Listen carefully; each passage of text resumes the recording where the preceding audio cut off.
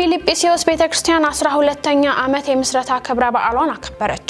ዳንኤል አንተነህ ዝራለው። ፊልጵስዩስ ቤተክርስቲያን ሰኞ የካቲት 23 ቀን 2018 ዓ.ም የተመሰረተችበትን 12ኛ ዓመት የምስረታ ክብረ በዓሏን በደማቅ ስነ ስርዓትም አክብራለች። ክብረ በዓሉ በአዲስ አበባ ቦሌ ቡልቡላ ፓርክ የተካሄደም ሲሆን መርሃ ግብሩ በጸሎት ተከፍቶ የአምልኮና የምስጋና የአንድነት ጊዜም ተደርጓል። በፕሮግራሙም የቤተክርስቲያኗ ምዕመናንና አገልጋዮች ከአምልኮ መዘምራን ጋር በመሆንም ጉባኤውንም መርተዋል።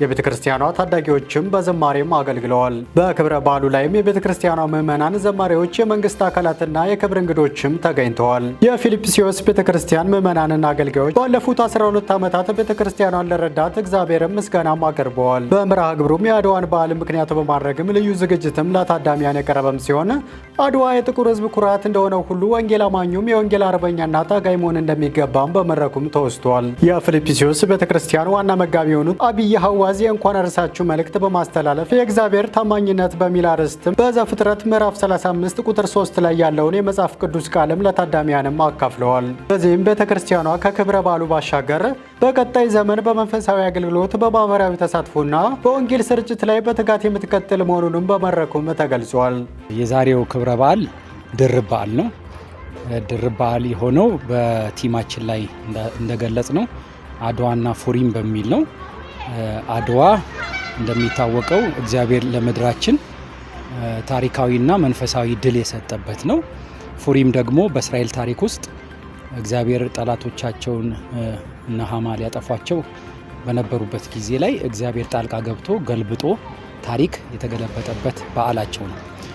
እኛ ደግሞ በክርስቶስ ኢየሱስ ሞት የተገለበጠልን ሕይወትን ያገኘን ስለሆንን እና በተደራቢ ደግሞ በእግዚአብሔር ቸርነትና ምሕረት እነዚህን 12 ዓመታት ቤተክርስቲያናችን የተመሰረተችበትን 12ኛ ዓመት ለማክበር ድርብ በዓል ነው ማለት ይቻላል። ቤተክርስቲያናችን ያው እንደ ማንኛውም ቤተክርስቲያን መጽሐፍ ቅዱስም እንደሚል ተግዳሮት አለባት። ምክንያቱም ዙሪያዋ ጠላት አለ።